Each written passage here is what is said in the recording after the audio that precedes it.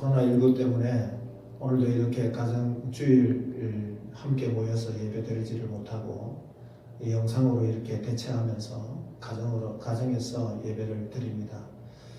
하나님께 최고의 또 최선의 영광을 돌리는 예배가 되기를 바랍니다.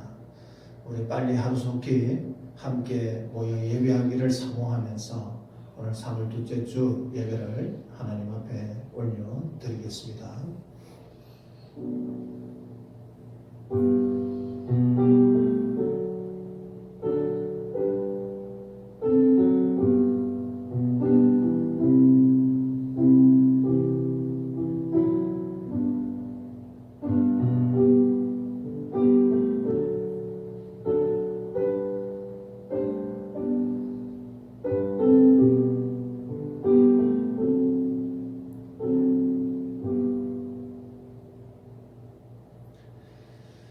하나님이여 내게 은혜를 베푸소서.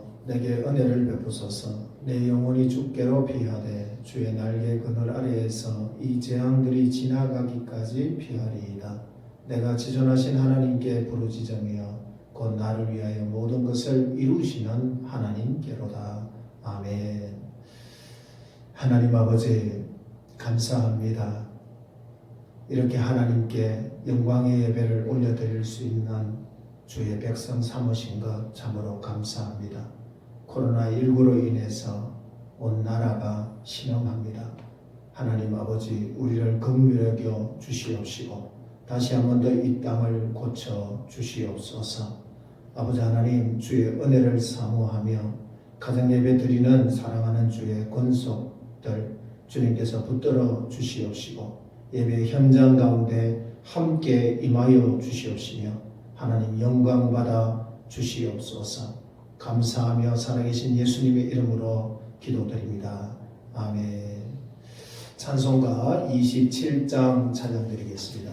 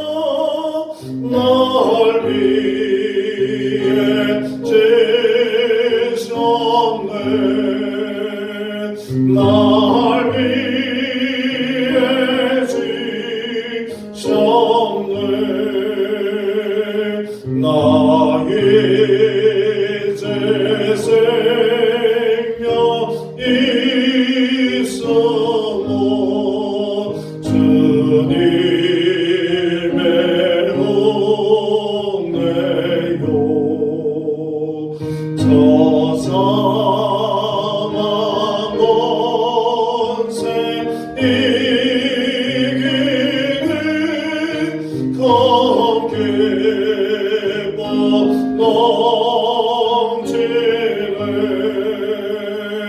감기보 넘치네 주님의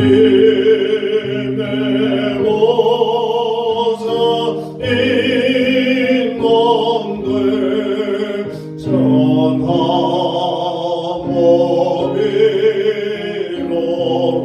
몸이로로 그여 몸섬의 얼굴 내게 넘치는 내게 넘치는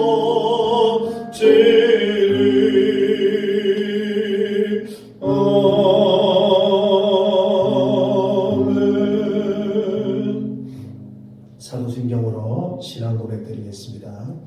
전능하사 천지를 만드신 하나님 아버지를 내가 믿사오며 그 외아들 우리 주 예수 그리스도를 믿사오니 이는 성령으로 잉태하사 동정녀 마리아에게 나시고 본디오 빌라도에게 고난을 받으사 십자가에 못 박혀 죽으시고 장사한 지 사흘 만에 죽은 자 가운데서 다시 살아나시며 하늘에 오르사 전능하신 하나님 우편에 앉아 계시다가 저리로서 산자와 죽은 자를 심판하러 오시리라. 성령을 믿사오며 거룩한 공회와 성도가 서로 교통하는 것과 죄를 사하여 주시는 것과 몸이 다시 사는 것과 영원히 사는 것을 믿사옵나이다.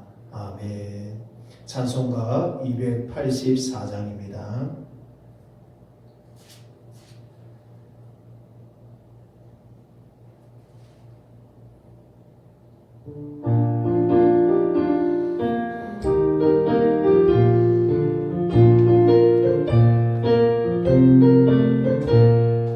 오랫동안 모던 죄 가운데 빠져 더럽기가 하려 없던 우리들 아무 근거 없이 구원함을 얻어 하나님의 자녀 지금 되었네. 주의 그 사랑 한량 없도다. 찬송할지어다 예수의 공로. 주의 그 사랑 한량 없도다. 찬송할지어다 예수의 공로. 주의 도열로서 정결하게 씻겨 죄악에서 떠나 몸이 되려고 세상은 싱그릇 간 것 없어지니 하나님의 빛이 영광 없도다. 주의 사랑 알려 없도다. 찬송할지어다 예수의 공로. 주의 사랑 알려 없도다. 찬송할지어다 예수의 공로. 죄의 깊은 잠과 뜬 세상의 꿈을 어서 깨어나라 나의 친구여. 은혜 받을 날과 구원 얻을 때가 지금 온 세상에 선포되었네. 주의 그 사랑 한량 없도다. 찬송할지어다 예수의 공로. 주의 그 사랑 한량 없도다. 찬송할지어다 예수의 공로. 아멘. 우리 성경 말씀 보겠습니다. 시편 51편 1절부터 12절 말씀입니다. 시편 51편 1절에서 12절 말씀을 낭독해 드리겠습니다. 하나님이여 주의 인자를 따라 내게 은혜를 베푸시며 주의 많은 긍휼을 따라 내 죄악을 지워 주소서. 나의 죄악을 맑게 씻으시며 나의 죄를 깨끗이 제하소서. 물은 나는 내 죄가를 아오니 내 죄가 항상 내 앞에 있나이다. 내가 주께만 범죄하여 주의 목전에 악을 행하였사오니 주께서 말씀하실 때에 의로우시다 하고 주께서 심판하실 때에 순전하시다 하리이다. 내가 죄악 중에서 출생하였으며 어머니 죄 중에서 나를 잉태하였나이다. 보소서, 주께서는 중심이 진실함을 원하시오니 내게 지혜를 엄밀히 가르치시리이다. 우설처럼 나를 정결하게 하소서. 내가 정하리이다. 나의 죄를 씻어주소서. 내가 눈보다 희리이다. 내게 즐겁고 기쁜 소리를 들려주시사 주께서 꺾으신 뼈들도 즐거워하게 하소서. 주의 얼굴을 내 죄에서 돌이키시고 내 모든 죄악을 지워주소서. 하나님이여, 내 속에 정한 마음을 창조하시고 내 안에 정직한 영을 새롭게 하소서. 나를 주 앞에서 쫓아내지 마시며 주의 성령을 내게서 거두지 마소서. 주의 구원의 즐거움을 내게 회복시켜 주시고 자원하는 심령을 주사 나를 붙드소서. 아멘. 할렐루야. 오늘도 이렇게 영상으로 인사를 나눕니다. 여러분들 먼저 가정에 하나님의 은혜가 충만하기를 바라고 예배 가운데 성령의 임재하심과 하나님의 놀라우신 역사가 일어나기를 바랍니다. 오늘은 우리 인간의 유일한 희망, 그것은 바로 하나님의 은혜다라는 제목의 말씀을 가지고 여러분들과 함께 말씀을 나누고자 합니다. 의로운 자가 없으니 하나도 없다라고 하나님은 인간을 성경에서 그렇게 정의하고 있습니다. 모든 인간은 불의한 존재다라고 성경은 정언합니다. 불의한 존재의 마지막은 하나님께서 선악간 심판하신다고 성경에서 말씀합니다. 부분적 하나님의 진노 앞에서도 이렇게 인간이 무기력하고 나약하며 많은 이들이 두렵고 떨며 공포스러워하고 또 심리적으로는 공황장애를 앓을 정도로 심각한 상태가 되는데 마지막 날 하나님의 심판대 앞에서 어째 그의 심판을 우리가 피할 수가 있을까요? 이러한 하나님의 진노와 심판을 피할 수 있는 유일한 길은 하나님 우리에게 제시하여 주셨습니다. 인간의 유일한 희망은 바로 하나님의 은혜입니다. 오늘 말씀의 배경은 여러분들이 잘 아시는 대로 다윗이 밧세바를 범하고 난 이후에 나단 선지자가 왔을 때라고 설명하고 있습니다. 이 사건은 다윗의 욕정, 그리고 또 간음, 그리고 임신, 그리고 기만, 살인으로 점철된 사건입니다. 이것을 오늘날 드라마로 만든다면 참 재미없는 그런 드라마 내용이 될 것입니다. 그리고 만든 제작자들을 향해서 손가락질을 할 것입니다. 다윗의 생애 가운데 별로 다루고 싶지 않는 이야기가 왜 하나님의 거룩한 말씀인 성경에 기록되고 있을까요? 욕정과 간음과 살인의 이야기가 누구에게 도움을 줄 수 있을까요? 이런 질문에 대한 대답을 알 가치가 충분히 있다고 생각합니다. 다윗의 이야기가 누구에게 도움을 줄 수 있을까요? 첫 것은 바로 교훈을 주기 위해서입니다. 고린도전서 10장 8절에 보면 그들 중에 어떤 사람들이 음행을 하다가 하루에 23,000명이 죽었나니 우리는 그들과 같이 음행하지 말라. 그들 가운데 어떤 사람들이 주를 시험하다가 뱀에게 멸망하였나니 우리는 그들과 같이 시험하지 말라. 그들 가운데 어떤 사람이 원망하다가 멸망시키는 자들에게 멸망하였나니 너희는 그들과 같이 원망하지 말라. 그들에게 일어난 일은 본보기가 되고 또한 말세에 만난 우리를 깨우치기 위하여 기록되었느니라. 이런 일들이 기록으로 남은 이유가 우리에게 본보기가 되고 하나님의 옛 백성들과 똑같은 실수를 반복하지 않게 하기 위하여 우리에게 이런 사실이 기록되었다는 사실입니다. 그리고 인간은 이 세상에 살아가면서 삶의 본질 그리고 삶을 근본적으로 변화시키는 것은 하나님의 놀라우신 은혜에 있다는 사실을 우리에게 또한 교훈시켜주기 위함입니다. 왜 이 이야기를 기록하고 있을까? 두 번째 그 이유는 그도 똑같은 우리와 같은 인간이라는 사실을 알려주기 위해서입니다. 성경에는 올바르고 의롭게 산 인물들에 대한 이야기만 기록되어 있는 것이 아니라 성경에 등장하는 대부분 흠많고 불완전한 사람들의 이야기입니다. 그들도 우리처럼 죄인이었고 모두 하나님의 은혜로 구원받아야 될 필요성이 있는 사람들이었음을 알려주기 위함입니다. 다윗을 보십시오. 그가 겪은 유혹과 죄의 이야기가 오늘 본문의 배경을 형성합니다. 다윗의 통치 기간에 벌어진 이방 나라들과의 전쟁, 그리고 권력 다툼에 대한 이야기를 읽다가 보면 다윗이 가장 큰 원수가 그의 주위에 있던 블레셋, 암몬, 모압, 여러 대적하는 나라들, 그리고 그의 왕권을 노리는 자들이라고 생각하기가 쉽습니다. 그러나 오늘 본문은 다윗의 가장 큰 원수를 항상 몸에 지니고 다녔다는 것을 보여줍니다. 다윗의 가장 큰 원수는 그의 내면에 살고 있었습니다. 그 원수는 우리 내면에도 똑같이 살고 있습니다. 그 원수의 이름은 바로 죄입니다. 또한 다윗의 평생에 거둔 가장 큰 승리를 꼽으라면 우리 많은 성도들은 골리앗과의 전쟁에서 승리한 것이다 라고 생각하기가 쉽습니다.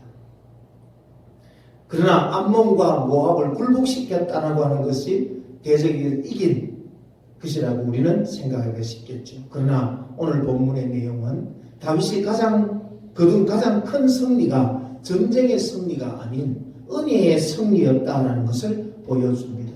강팍한 간통자요 살인자였던 그 다윗이 하나님의 은혜의 능력으로 죄를 고백하고 회개한 것은 진정 놀라움이 그지없습니다. 그가 왕위를 잃기는커녕 오히려 하나님의 마음에 합한 사람으로 알려진 것은 진정 믿기 어려운 일입니다.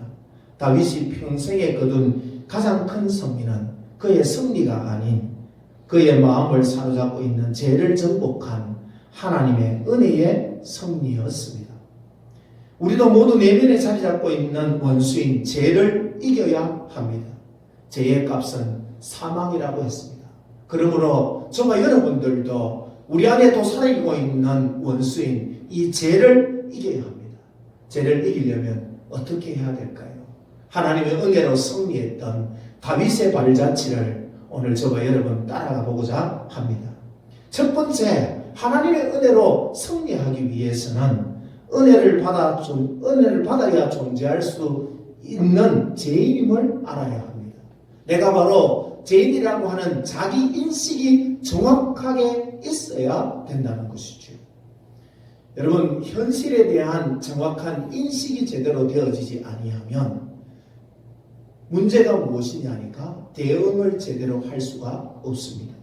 우리가 코로나19를 지금 맞고 있는데 코로나19에 대한 이 현실에 대한 인식이 정확하게 되어져야지만이 우리가 그에 맞는 대응을 할 수 있는 것처럼 잘못을 저지르고 주님 앞에 나아갈 때에 우리가 하나님 앞에서 취할 수 있는 올바른 행동을 취하기 위해서는 먼저 하나님 앞에서 자기가 죄인이라고 하는 자기 인식이 정확하게 되어 있어야 한다는 것입니다.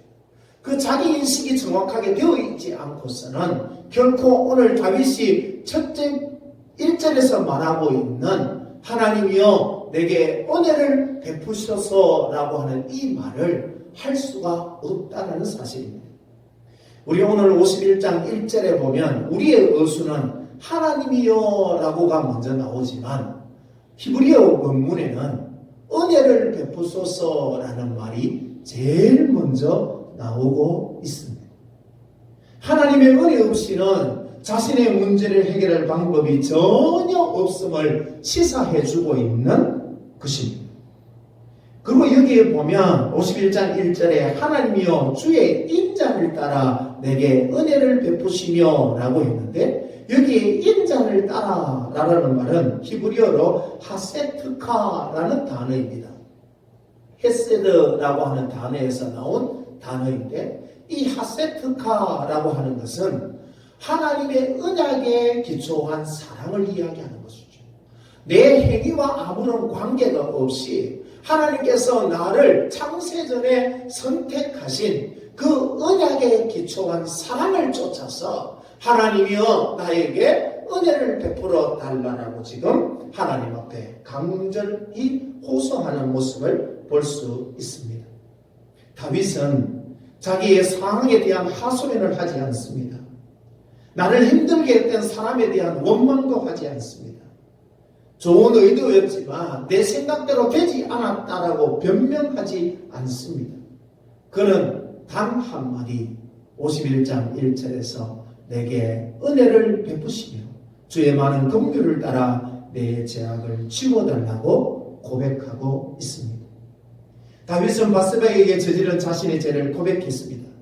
다윗에게 절대적으로 필요한 말 한마디는 바로 하나님이여 은혜를 베푸소서라고는 말 외에는 없었던 것입니다. 처음에는 그는 은혜를 받아야 할 존재라는 사실을 망각하고 있었습니다.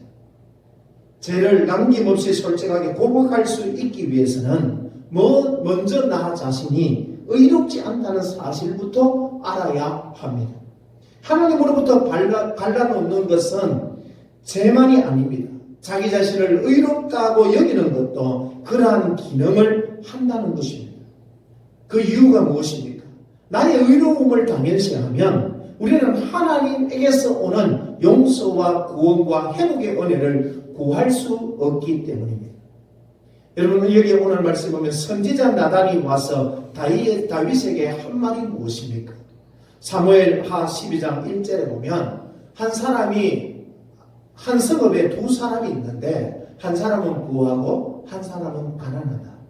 그런데 그 부한 사람에게는 양과 소가 많고 가난한 사람에게는 아무것도 없고 자기가 사서 기르는 작은 암양 새끼 한 마리뿐이다. 그런데 어느 날 그 성읍 그 부자에게 어떤 행인이 그에게 찾아왔는데 이 부자가 자기의 양과 소로 잡아가지고 대접한 것이 아니라 그 가난한 사람이 기르고 있는 암양 새끼 한 마리를 잡아다가 그 행인을 대접했다는 겁니다.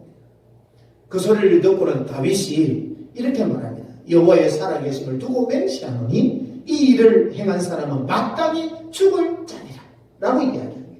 그때 나단이 다윗에게 이렇게 말합니다. 당신이 바로 그 사람이다. 너를 사울의 손에서 구원하여 왕으로 세웠거늘 너는 나를 없인 여기고 이런 일을 행했다라고 지금 이야기를 해 주시는 거죠. 나단 선지자가 와서 이야기를 할 때까지 그는 일상에 살면서 하나님의 긍휼을 구하기보다 어쩔 수 없다고 자기 자신을 변호하며 정당화하며 자기의 방어 기제를 사용하여 감추고 있었던 것을 보게 됩니다. 우리도 이러한 일상의 삶 가운데 그 하나의 순간을 맞으면서 살아갑니다. 나만 잘못했나? 그가 그런 말 하지 않았다면 그렇게 화가 나지 않았을 거야. 나도 대화 중에 얼마나 많이 참았어. 이런 것들이 나를 정당하기 위한 논리입니다. 나는 그러한 논리로 나를 방어합니다. 타인을 향하여는 반드시 변화받아야 될 대상으로 여기며 살아가는 것이 바로 저와 여러분들의 모습입니다. 나단 선지자가 와서 다윗의 죄를 일깨웁니다. 자기 자신을 변호하며 정당하여 자기 방어기제를 이용해 내면에 감추었던 의롭지 못한 자기의 모습을 발견하게 되어집니다. 그래서 오늘 우리 이 시편에 보면 우리의 이 성경책으로는 제대로 구분이 가지 않습니다만 다윗은 세 가지 자기의 잘못한 죄악을 발견하고 하나님 앞에 고백하게 되어집니다. 51장 1절 하반절에 보면 주의 많은 긍휼을 따라 내 죄악을 지워주소서라고 했습니다. 여기 1절에 쓰인 죄악이라고 하는 단어는 페사아이라는 단어입니다. 이 페사아이는 본질적으로 반역, 위반죄를 저지른 것을 이야기합니다. 한계가 정해진 것을 알면서도 의도적으로 범한 죄를 이야기하는 것이죠. 예를 들어 볼까요? 우리가 만약에 주차 금지 구역이 있습니다. 그런데 그 주차 금지 구역이 주차 금지구역에는 주차할 수 없음에도 불구하고 주차하는 것을 이야기하죠. 그게 주차 금지구역인데 주차한다는 것은 법을 위반하는 것입니다. 주 대신 하나님의 뜻을 거스르며 하나님의 명을 범함으로 하나님과의 관계가 깨어지는 것을 이야기하는 것이죠. 나는 하나님이 범하지 말라고 한 위반죄, 반역을 저지른 죄인입니다 라고 고백하는 것이 바로 1절에 죄악을 지워주소서라고 하는 페사아이라고 하는 단어입니다. 그러고 나서 우리 2절에 보면 나의 죄악을 맑게 씻기시며, 여기에 나의 죄악이라는 이 단어는 메아오이라는 단어입니다. 이 메아오이라는 이 단어는 나는 하나님이여 본래적으로 타락한 존재입니다 라고 하는 고백의 단어입니다. 나는 원래부터 타락한 존재입니다. 나는 깨끗한 사람이 아닙니다. 나는 깨끗한 존재로 태어난 자가 아닙니다. 나는 출생으로부터 나는 타락한 죄인입니다. 메아오이를 지금 고백하고 있는 것이죠. 그러고 나서 2절에 또 보면 나의 죄를 깨끗이 제하소서. 여기에 죄라고 하는 단어는 하타아라는 단어입니다.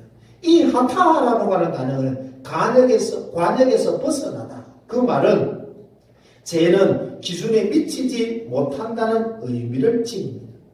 나는 가장 좋은 의도로 가장 큰 노력을 기울여도 하나님의 기준에 도저히 미칠 수 없는 죄인이라고 지금 고백하는 것이죠.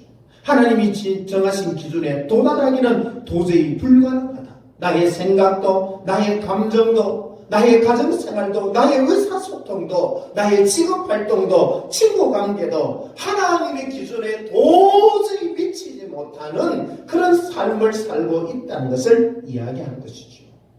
우리는 하나님의 요구를 충족할 능력이 우리 인간에게는 없습니다. 이 세 가지 용어는 모든 사람의 내면에서 일어나는 싸움의 본질을 강력하고 명확하게 묘사해 주고 있습니다. 다윗은 나는 위반한 죄인이요, 본질상 나는 타락한 죄인이요, 하나님의 말씀의 기준에 도저히 충족할 수 없는 죄인이라는 사실을, 자기가 저지른 죄를 고백하게 되었는 거죠.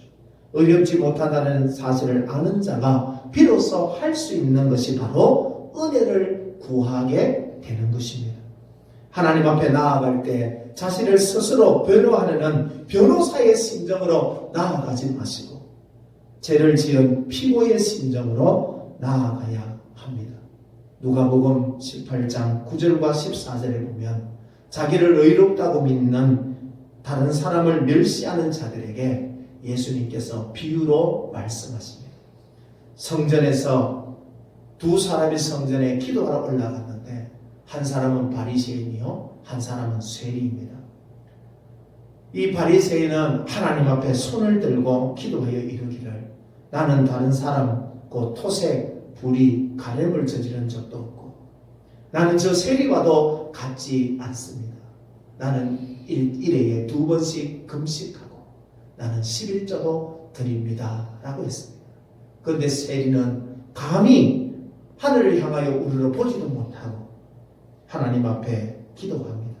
가슴을 치며 하나님이여 불쌍히 여기소서, 나는 죄인이로소이다 라고 이야기합니다. 하나님께서 어느 사람의 기도를 들어주실까요? 바로 쇠리의 기도를 들어주신다고 예수님이 말씀했습니다. 은혜를 받지 않고 살 수 있는 존재가 누가 있겠습니까? 선인이든 악인이든 하나님의 은혜 없이 살 수 있는 존재는 아무도 없습니다.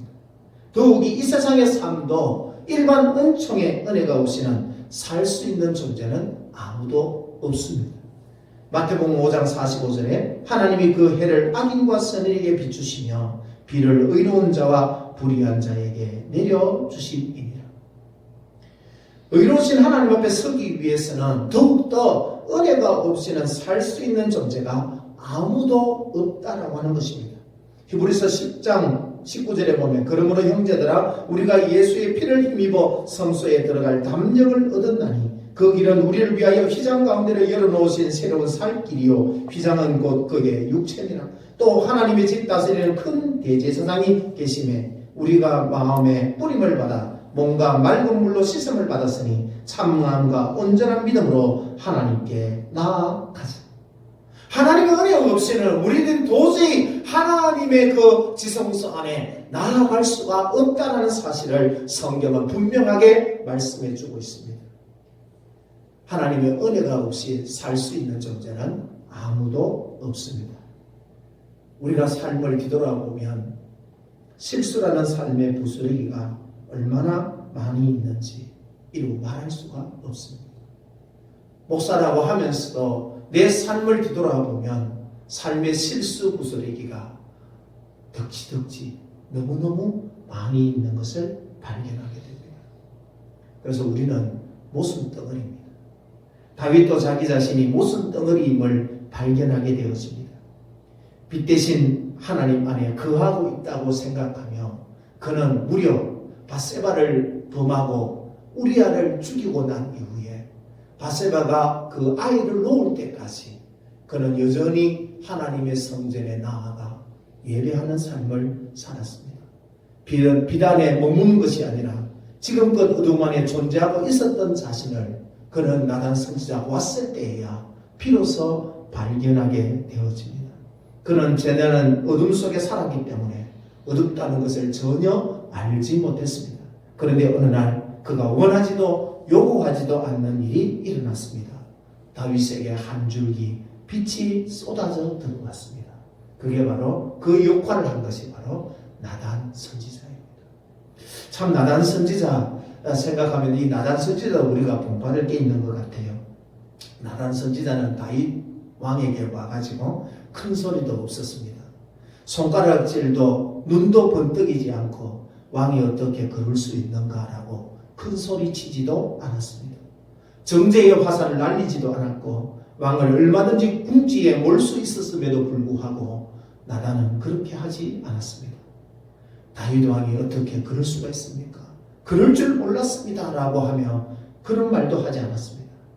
사람들 앞에서 또 공개적인 비판도 하지 않았습니다. 정치적 운동도 하지 않았습니다. 단지 나단도 죄인과 죄인으로서 조금 더 우울함을 가지지 않고 함께 나란히 마주 보고 아주 간단한 이야기를 해주었던 것을 보게 됩니다. 나단은 소경이 볼 수 있도록 돕는 도구가 되기를 바라고 자아를 신뢰하지 않고 단지 알기 쉬운 표현으로 묘사한 익숙한 이야기를 통해 하나님만이 오직 그분만이 하실 수 있는 일, 곧 강팍한 사람의 단단한 마음을 깨뜨리려는 일을 하실 수 있도록 해드린 역할을 하는 것이 바로 나단 선지자였습니다. 다윗은 다시 느끼고 보고 울고 기도하고 빛은 처음에는 그를 혼란스럽고 아프게 했습니다. 말씀의 빛으로 말미암아 지금까지 한 번도 본 적이 없는 자기 자신의 모습과 직면하게 되어집니다. 다윗이 제일 먼저 알게 된 것이 무엇입니까? 그것은 바로 자기가 지금 벌거벗고 있다는 것을 발견한 것입니다. 벌거벗었을 뿐만 아니라 더럽기가 이루 말할 수 없는 존재라는 사실을 깨닫게 되어집니다. 사람은 누구나 자신의 나쁜 점을 좋게 보는 능력이 뛰어날 뿐만 아니라 우리 자신의 죄와 약점과 실패보다 다른 사람의 죄와 약점과 실패를 훨씬 더 잘 보는 것이 바로 저와 여러분들입니다. 우리는 스스로에게는 기꺼이 용납하는 일도 다른 사람에게는 조금 더 용납하려 하지 않습니다. 간단히 말해 죄는 자기 자신을 정확하게 보지 못하게 만듭니다. 우리는 제대로 보지 못할 뿐 아니라 설상가상으로 제대로 보지 못한다는 사실조차 알지 못하는 경향이 있습니다. 이 모든 사실이 무엇을 의미할까요? 이것은 정확한 자기평가는 오직 하나님의 은혜로만 가능하다는 사실을 우리에게 알려주고 있는 것입니다. 하나님의 말씀의 거울과 눈을 열어보게 하시는 성령의 도움이 있어야만 우리 자신을 있는 그대로 볼 수 있습니다. 눈을 열어 자신을 좀 더 분명하게 볼 수 있게 해달라고 사랑하는 성도 여러분 간구해야 하겠습니다. 자신을 보게 하는 방법은 크게 두 가지가 있는데, 하나는 성령의 조명하심이에요. 하나님의 말씀을 통하여 성령의 조명하심이 있을 때에 나 자신을 발견하게 되어집니다.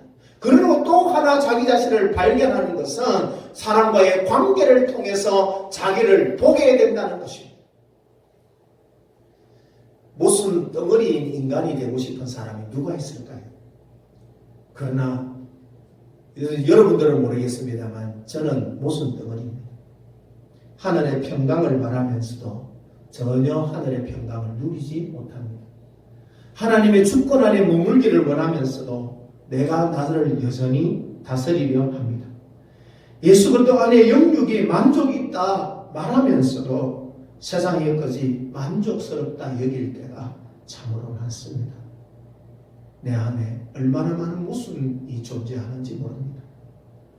앞에 서서는 하나님을 믿는 믿음을 가져서 세상을 이겨야 된다 말하면서도 여전히 세상의 것을 힘삼으려고 하는 내 안에 그런 모순된 모습이 참으로 많습니다. 하루가 시작할 때에 오늘은 좋은 날씨로 시작하니까 기분이 너무 상쾌한데 갑자기 내 안에 짜증과 분노가 치밀어 오를 때가 있습니다. 갑자기 찬양으로 시작했다가도 하루를 마감할 때는 불평과 원망으로 마감할 때도 많습니다. 이런 모순 덩어리인 존재. 선을 행하려고 하지만 내가 가는 곳마다 악이 따라옵니다. 내 안에 일어나는 수많은 싸움은 제가 볼 때에 얼마나 많은 성경을 알고 있냐, 신학을 얼마나 알고 있냐, 얼마나 성경의 내용이 나를 사로잡고 있나, 별로 중요하지 않은 것 같습니다. 내 안에 일어나는 수많은 그 싸움은 하나님의 은혜로만 가능한 것 같습니다. 매 순간 하나님의 도움이 절대적으로 필요한 존재라는 사실은 나의 삶의 상태를 통하여 날마다 발견하게 되어집니다. 사도 바울이 로마서 7장 18절과 19절에서 이렇게 말합니다. 내 속 곧 내 육신에 선한 것이 거하지 아니하는 줄을 아노니 원함은 내게 있으나 선을 행하는 것은 없도다. 내가 원하는 바 선은 행하지 아니하고 도리어 원하지 아니하는 바 악을 행하는 도다. 사도 바울이 그렇게 고백했습니다. 그런데 오늘 다윗도 보면 4절에서 내가 주께만 범죄하여 주의 목적에 악을 행하여 싸우니, 주의 목전에 악을 행한 죄인이라는 사실을 다윗이 고백하는 것처럼 저와 여러분들도 하나님 앞에 모순 덩어리인 존재, 주의 목전에 악을 행한 존재라는 사실을 고백하는 은혜가 있기를 바랍니다. 다윗은 핑계거리를 찾지 않았습니다. 5절에 보십시오. 내가 제약 중에서 출생하였으며 어머니가 제 중에서 나를 잉태하였나이다. 사람들은 핑계거리를 잘 찾습니다. 저도 마찬가지고요.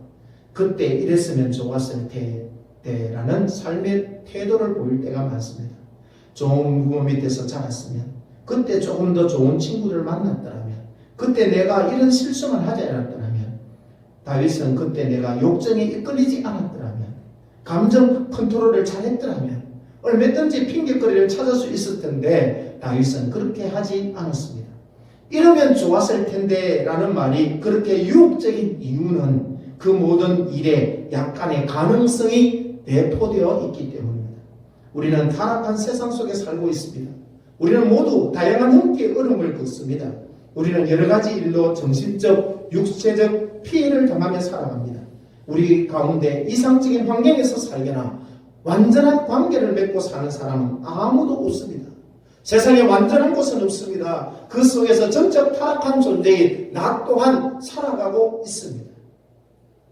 그러나 이랬으면 좋았을 텐데 라는 삶의 태도를 지키고 살면 나타나는 문제가 뭘까요? 가장 심각한 문제는 내 안에서 문제를 찾아야 되는데 우리는 항상 나의 밖에서 문제를 찾게 된다는 것입니다. 그래서 이랬으면 좋았을 텐데가 아니라 다윗의 고백처럼 근본적인 문제 해결은 내 안에 있다는 사실을 발견하셔야 됩니다. 다시 한번 더 5절을 읽어드리겠습니다. 내가 제학 중에 출생함했으며 어머니가 제중에서 나를 잉태하였나니 그는 자신의 큰 문제가 외적인 상황이나 관계들을 통해 겪은 경험의 결과물이 아니라고 주장했습니다. 오히려 그는 자신의 가장 큰 문제가 내적이며 그런 경험을 하기 전부터 존재했다고 말합니다. 다윗은 이 깊은 내면의 문제를 죄라고 일컫습니다. 우리 모두에게는 죄를 그릇된 방식으로 처리하게 만드는 악한 본성이 우리 안에 존재합니다. 우리가 가장 큰 문제가 외부에서 일어난 일이나 우리에게 가해진 일이 아니라는 사실을 인정할 때에 비로소 하나님의 은혜를 기꺼이 받아들일 수가 있습니다. 은혜가 내가 세상에 태어나기 전에 어머니의 모태로부터 필요한 존재라는 사실을 이해하여야 비로소 하나님이 주실 수 있는 도움을 갈망할 수 있다는 것입니다. 그래야 상황이나 관계의 변화 그 이상의 것을 갈망할 수 있고 우리를 자유롭게 하는 가장 혁신적인 진리를 깨달을 수가 있습니다. 그 진리가 무엇입니까? 그것은 우리에게 진정으로 필요한 것은 곧 우리 자신으로부터 구원이라는 것입니다. 우리를 가장 크게 위협하는 것이 바로 나 자신입니다. 그래서 하나님의 놀라운 은혜를 약속하고 허락하신 이유이기도 합니다. 그분의 은혜는 우리를 안에서부터 밖에까지 완전히 새롭게 변화시킬 수 있는 능력을 지니고 있습니다. 그래서 내가 필요한 것이 무엇입니까? 바로 은혜로서만 얻은 구원입니다. 은혜를 받아야 존재할 수 있는 죄인이라는 사실에 대한 이해가 깊으면 깊을수록 하나님의 은혜의 가치와 그 은혜를 사모하는 간절성의 삶이 나오게 됨을 알게 됩니다. 내가 얼마나 모순덩어리이고 죄인인 줄 아느냐에 따라 하나님의 은혜를 바람이 삶으로 드러나게 되어진다는 것입니다. 사랑하는 성도 여러분, 다윗은 자기 자신을 분명하게 인식하며 고백하는 모습을 볼 수 있습니다. 저와 여러분들도 하나님 앞에서 자기 인식을 정확하게 하는 그런 은혜가 있기를 바랍니다. 그래서 모두가 다 은혜의 승리자가 되어지기를 바랍니다. 두 번째 은혜의 승리자가 되기 위해서는 7절을 보겠습니다. 우설초로 나를 정결하게 하소서 내가 정하리이다. 나의 죄를 씻어주소서 내가 눈보다 희리이다. 여러분, 은혜의 승리자가 되기 위해서는 우설초의 은혜를 강구해야 합니다. 부인도 핑계도 될 수 없는 죄, 되돌리고 싶어도 되돌릴 수 없는 죄를 짓고서 그 죄를 깨닫게 되었을 때 반드시 들어야 할 올바른 강구의 삶이 있어야 합니다. 우슬초가 무엇이길래 우슬초로 나를 정결하게 해달라고 그러면 정하여질 것이라고 강구하고 있을까요? 우슬초는 흰꽃을 피우는 작은 식물입니다. 그 식물 이파리가 중요한 것이 아니고 우슬초는 무엇을 상기시키냐 하니까 다윗은 지금 그 옛날 출애굽할 때에 유월절을 지금 생각하고 있는 것입니다. 유월절이 무엇입니까? 이스라엘 백성들이 애굽에 있을 때에 마지막 장자의 죽음을 맞게 되는데 그 장자의 죽음을 피할 수 있는 유일한 길이 무엇이냐니까 양을 잡아가지고 그 우슬초 묶음을 가져다가 문설주와 임방에 피를 바르게 되었습니다. 그 피를 바름으로 말미암아 하나님의 죽음의 사자가 그들을 건너가게 되어지는 것이죠. 그 말은 그 무술조로 문임방과 문설주와 임방의 발음으로 말미암아 하나님께서 이스라엘 백성들을 피로써 말미암아 죄를 가려주신 사건을 지금 이야기해주고 있는 것입니다. 출애굽기 12장 21절에 우슬처로 묶음을 가져다가 그릇에 담은 피에 적셔서 그 죄를 문임방과 좌우 설주에 뿌리고라고 했습니다. 그것처럼 자기 자신도 우슬초로 말미암아 자기를 정결하게 되어지기를, 자기의 죄가 깨끗하게 씻어지기를 원하고 있는 것입니다. 히브리서 9장 22절에 율법을 따라 그의 모든 물건이 피로써 정결하게 되나니 피 흘림이 없은즉 사함이 없느니라고 말씀합니다. 우슬초의 피뿌림이 아니면 결코 정결하게 되어지지 못하고 하나님과의 관계도 회복될 수 없습니다. 이것은 십자가의 피가 아니면 결코 정결함과 하나님과의 관계가 회복되지 못함을 보여주는 그림자요 모형인 것입니다. 여러분, 정결하게 되기 위해서는 반드시 예수 그리스도의 핏뿌림이 우리 안에 있어야 하는 것입니다. 로마서 5장 8절과 9절에 우리가 아직 죄인 되었을 때에 그리스도께서 우리를 위하여 죽으심으로 하나님께서 우리에 대한 자기의 사랑을 확정하셨느니라. 그러면 이제 우리가 그의 피로 말미암아 의롭다 하심을 받았으니 더욱 그로 말미암아 진노하심에서 구원을 받은 것이니. 에베소서 1장 7절에 우리는 그리스도 안에서 그의 은혜의 풍성함을 따라 그의 피로 말미암아 속량고 제사함을 받았느니라. 예수 그리스도의 피가 아니면 우리는 결코 정결하게 될 수가 없습니다. 다윗은 피가 아니면 결코 정결하게 되어지지 못한 사실을 분명하게 알고 그는 하나님 앞에 우슬초의 은혜를 강구하고 있는 모습을 보게 됩니다. 하나님과의 관계도 마찬가지입니다. 히브리서 10장 19절 보면 그러므로 형제들아 우리가 예수의 피를 힘입어 성소에 들어갈 담력을 얻었나니 라고 했습니다. 여러분, 성소가 무엇입니까? 하나님이 임재해 계신 곳입니다. 하나님이 임재하신 그곳에 나아가기 위해서는 피가 아니면 도저히 나아갈 수 없는 것이죠. 골로새서 1장 20절에 그의 십자가의 피로 화평을 이루사 만물과 땅에 있는 것들이나 하늘에 있는 것들이 그로 말미암아 자기와 화목하게 되기를 기뻐하십니다. 예수 그리스도의 피로 말미암아 저와 여러분들이 하나님과의 온전한 화목의 관계가 회복되어진다는 것을 성경이 말해주고 있는 것이죠. 우리는 비록 더러운 몰골로 하나님 앞에 나서더라도 값없이 주어지는 그분의 무한한 은혜 때문에 두려워하지 않을 수 있습니다. 왜냐하면 그분의 용서는 온전하고 완전하기 때문입니다. 그러나 때로는 용서가 필요하고 또 용서를 구해야 한다는 사실을 힘들게 느낄 때도 있습니다. 계속된 죄의 반복으로 절망하고 낭망의 자리에 빠질 때도 있습니다. 그런 심정을 느끼는 순간에도 우리에게 필요한 것은 오직 예수님의 보혈만이 할 수 있는 일, 나의 죄를 정결하게 하고 나를 온전히 정하게 하실 분은 예수밖에 없다는 사실을 알고 하나님의 은혜 앞에 나아가야 된다는 사실입니다. 다윗이 절박하고 무기력한 그 순간에도 우슬초의 은혜를 강구했던 것처럼 저와 여러분들도 예수를 믿는다고 하면서도 여전히 우리는 실수하고 번복하며 죄를 범하는 삶을 삽니다. 그럴 때 절망하고 낭망의 자리에 있을 것이 아니라 다윗처럼 우슬초의 은혜를 구할 수 있는 저와 여러분이 되어져야 하는 것입니다. 우리의 죄를 깨끗하게 하실 수 있는 것은 예수의 피밖에 없습니다. 여러분, 찬송가 252장 잘 아시죠? 나의 죄를 씻기는 예수의 피밖에 없네. 다시 정케 하기도 예수의 피밖에 없네. 예수의 흘린 피 날 희게 하오니 귀하고 귀하다. 예수의 피밖에 없네. 목사이면서도 저도 계속해서 반복되어지는 죄를 범합니다. 생각으로, 마음으로, 또 행위로 죄를 범할 때가 많습니다. 그때마다 또 이런 찬송가 가사를 저는 한 번씩 불러봅니다. 우리 찬송가 264장 정결하게 하는 셈이 4절에 보면 이런 가사의 내용이 있습니다. 제가 찬양으로 여러분들과 함께 부르기를 원합니다. 한량없는 주의 은혜 나를 영접하셨네. 내가 지은 모든 죄와 허물 용서하셨네.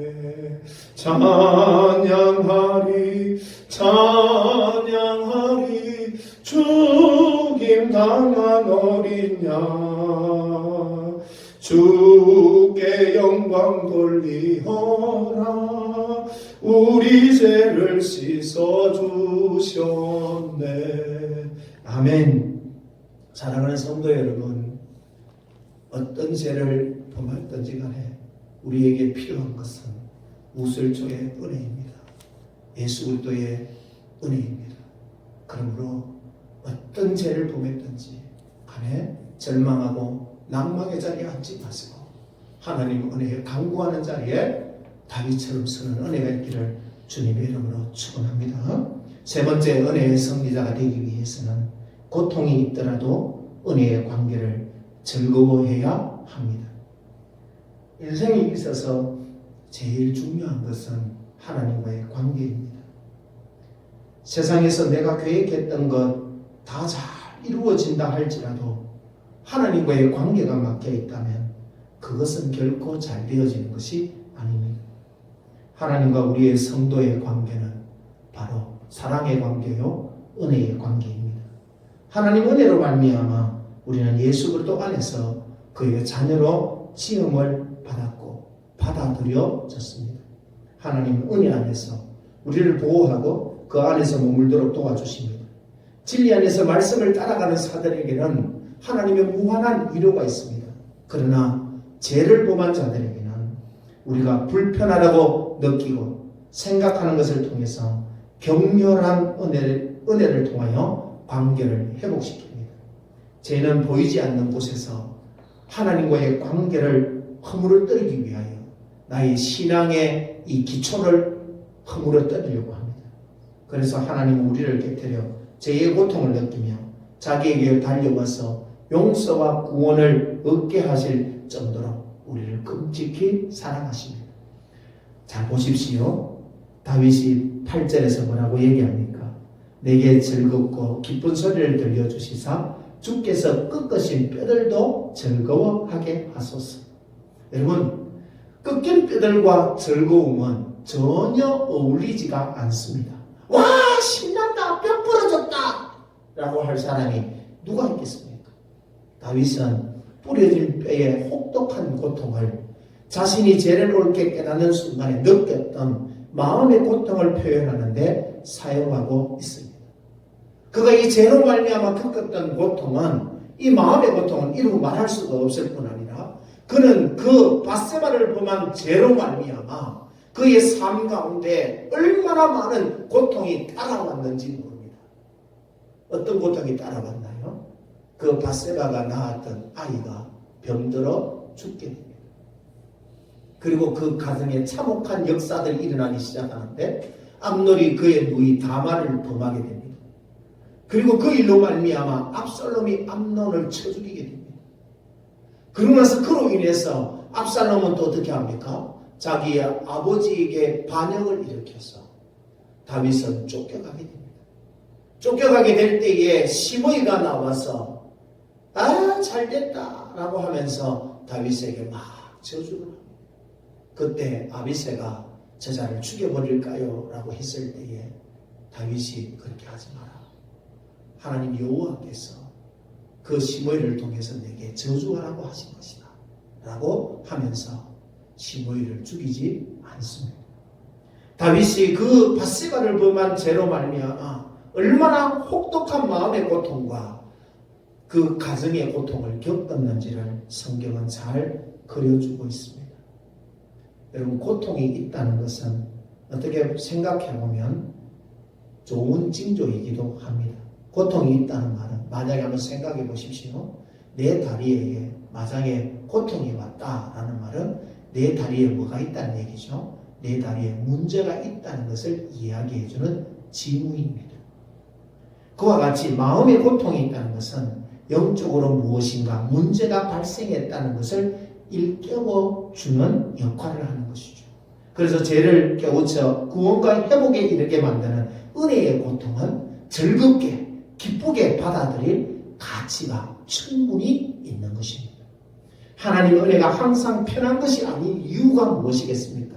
그분은 우선적인 관심이 우리의 위로에 있는 것이 아니라 우리의 인격의 변화에 있다는 사실입니다. 하나님의 격렬한 은혜로, 뼈를 깎는 그 고통의 은혜로 우리를 깨뜨리시는 이유는 바로 저와 여러분들을 사랑하시기 때문에, 인격적인 온전한 예수를 닮아가는 변화를 주시기 위하여 우리에게 그런 뼈를 깎는 고통을 때론 허락하시기도 하신다는 것입니다. 죄로 말미암아 나는 불편하게 여기지만 마음과 삶의 고통을 통하여 하나님과의 관계가 회복될 수 있다면 그것만큼 즐겁고 가치 있는 일이 어디에 있겠습니까? 그래서 다윗이 그렇게 고백하는 것이죠. 내게 즐겁고 기쁜 소리를 들려주시사 주께서 꺾으신 뼈들도 즐거워하게 하소서. 다윗은 그런 격렬한 은혜를 통하여 뼈를 깎는 고통의 은혜를 통하여 하나님의 은혜가 회복되어지기를 갈망하고 있는 모습을 보게 됩니다. 그 뼈를 깎는 고통을 통하여 그는 이후에 9절부터 12절에서 하나님과의 그런 은혜의 관계가 회복되어지기를 소망하는 모습을 볼 수 있습니다. 주여 얼굴을 내 죄에서 돌이키시고 내 모든 죄악을 지워달라고. 10절에서는 하나님의 내 속에 정한 마음을 창조하시고 내 안에 정직한 영을 새롭게 해달라고. 11절에서 나를 주 앞에서 쫓아내지 마시고 주의 성령을 내게서 거두지 말아달라고. 12절에 주여 구원의 즐거움을 내게 회복시켜 주시고 자원하는 심령을 주사 나를 붙들어 달라고. 이 모든 것들이 어디에 초점이 맞춰져 있습니까? 하나님과의 온전한 관계에 초점이 맞춰져 있는 것을 보게 됩니다.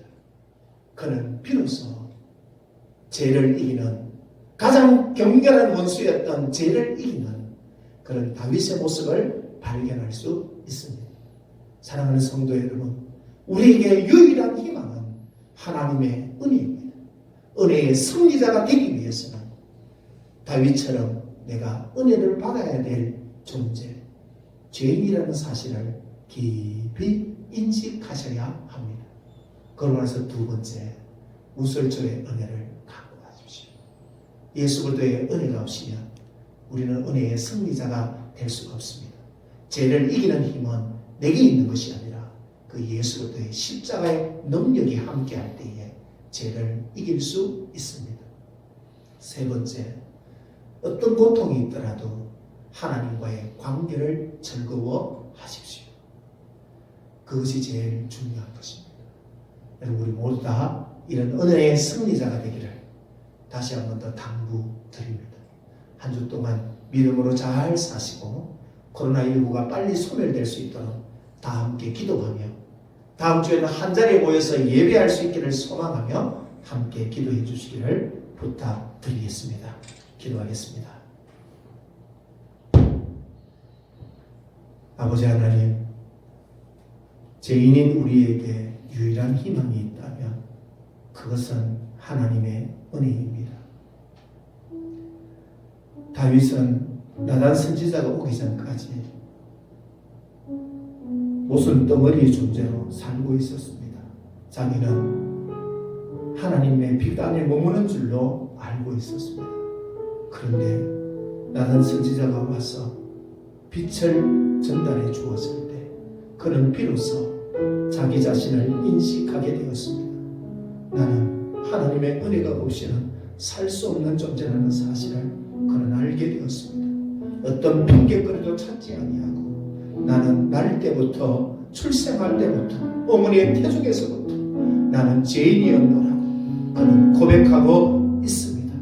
우리 모두 다 하나님 앞에 반역한 죄인이요 본질상 타락한 존재이며 하나님의 기준에 도저히 미치지 못하는 죄인이라는 사실을 깊이 인식할 수 있는 우리 모두가 되게 하셔서 하나님의 은혜를 구하는 자리에 언제나 설 수 있는 우리 사랑하는 행복한 반석교회 성도가 되게 하여 주시옵소서.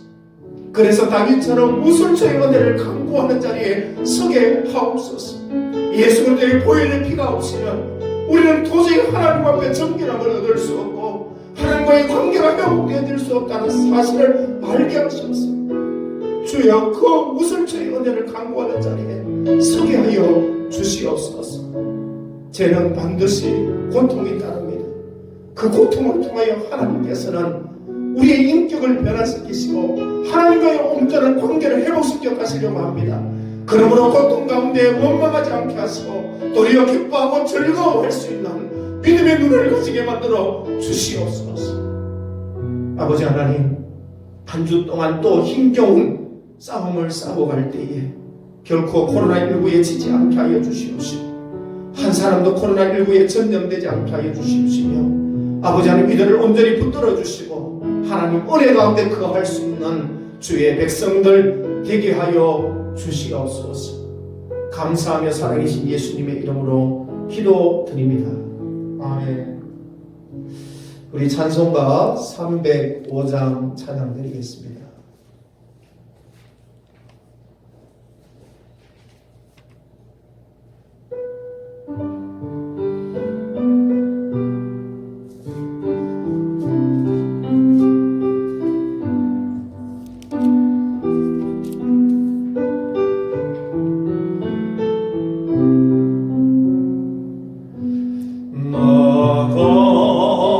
나가던 죄인 살리시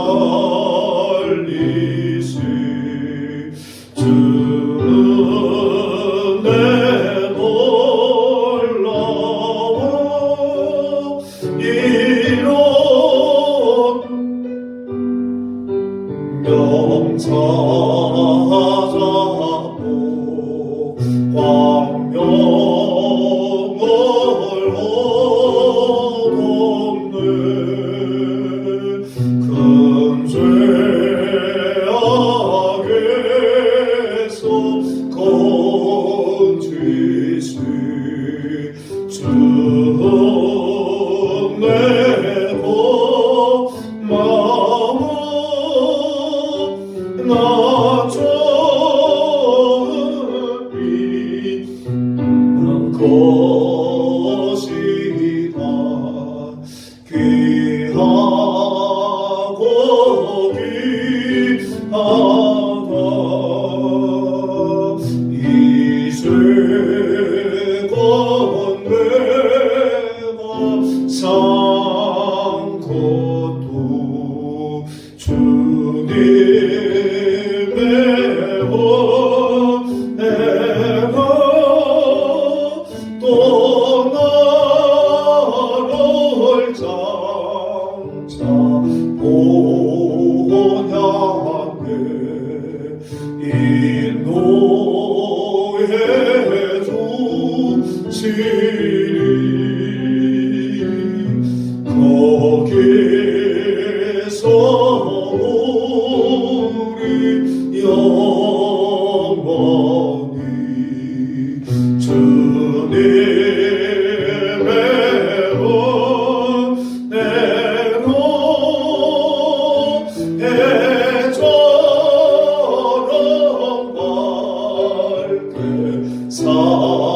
밝게 살면서 주 찬양하리라.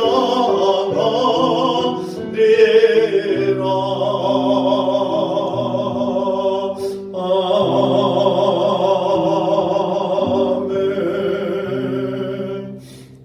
광고 말씀드리겠습니다. 코로나19가 이제 이 신천지 집단에서 지역으로 이제 대구 지역으로 확산되어져 가는 그런 지금 시기에 있습니다. 이런 시기에 가급적이면 외출을 삼가하시고 마스크 잘 하시고 또 위생을 청결하게 하셔서 이 코로나19를 잘 이겨내시기 바라고 또 믿음으로 여러분들 다 함께 코로나19가 더 이상 확산되지 아니하고 빨리 소멸되어지는 은혜가 있게 해달라고 함께 기도해 주시고 또 한 주 동안도 믿음으로 승리하는 그런 한 주가 되기를 기도하겠습니다. 우리 축도함으로 예배를 마치도록 하겠습니다. 지금은 우리 주 예수 그리스도의 은혜와 하나님 아버지의 크신 사랑하심과 성령님의 내주 위로 교통 충만하심이 우리의 유일한 희망은 하나님의 은혜라는 사실을 알고 그 은혜 아래 서기를 원하는 사랑하는 성도들 머리 위에와 우리 행복한 반석 교회 위에와 우리 사랑하는 권속들 가정 위에 지금으로부터 영원토록 함께 있을지어다. 아멘.